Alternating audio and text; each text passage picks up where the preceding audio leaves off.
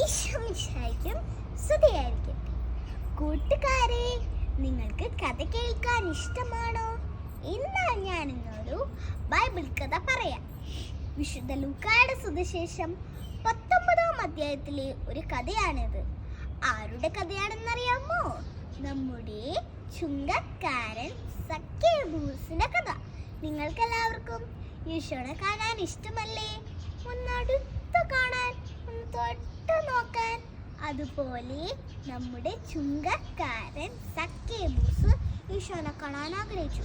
പക്ഷെ ഈശോ എപ്പോഴും വലിയ ജനക്കൂട്ടത്തിന്റെ കൂടെയായിരുന്നു നടന്നിരുന്നത്. അതിനാൽ സക്കേബൂസിന് ഈശോനെ കാണാൻ പറ്റിയില്ല. കാരണം എന്താണെന്നറിയാമോ?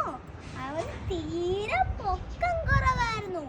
അതിനാൽ നമ്മുടെ ചുങ്കക്കാരൻ സക്കേബൂസ് ഈശോനെ കാണാനായിട്ട് ഒരു സൂത്രം കൊണ്ട് പിടിച്ചു.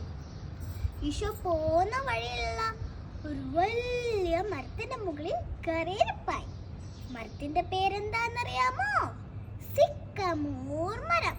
നമ്മുടെ ഈശോയ്ക്ക് എല്ലാം അറിയാം. സക്കേബൂസ് ഈശോനെ കാണാൻ ആഗ്രഹിച്ചതും മരത്തിന്റെ മുകളിൽ കയറിയിരുന്നതും ഒക്കെ. മരത്തിൻ ചവിട്ടിലെത്തിയപ്പോ ഈശോ മുകളിലേക്ക് നോക്കി. സക്കേബൂസ് പേടിച്ച് വിറച്ചു പോയി. ഈശോ പറഞ്ഞു, മോനെ സക്കേബൂസേ, നീ വേഗം ഇറങ്ങി വാടാ. ഇന്ന് നിന്റെ വീട്ടിലാ ഞാൻ ഭക്ഷണം കഴിക്കുന്നതെന്ന് പറഞ്ഞു.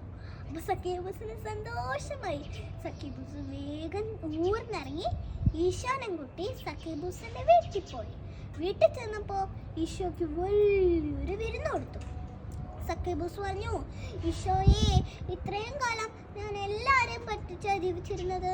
ഇനി ഞാൻ ആരെയും പറ്റിക്കില്ല. പറ്റിച്ചവർക്ക് ഞാൻ 4 ഇരട്ടി തിരിച്ചു കൊടുക്കുന്നു. അപ്പോൾ ഈശോ പറഞ്ഞു, ഇന്ന് നീ ഭവനത്തിൽ രക്ഷ വന്നിരിക്കുന്നു. പിന്നീട് സക്കേബൂസ് ആരെയും പറ്റിച്ചില്ല. ഈശോനെ നല്ല മകനായി ജീവിച്ചു. കൂട്ടുകാരെ, ഇതുപോലെ ഈശോ നമ്മുടെ കൂടെ ഉണ്ടെങ്കിൽ നമ്മളും നല്ല മക്കളായി ജീവിക്കും. കൂട്ടുകാരെ, നിങ്ങൾക്ക് കഥ ഇഷ്ടമായോ? എല്ലാവരെയും ദൈവം അനുഗ്രഹിക്കട്ടെ. നന്ദി.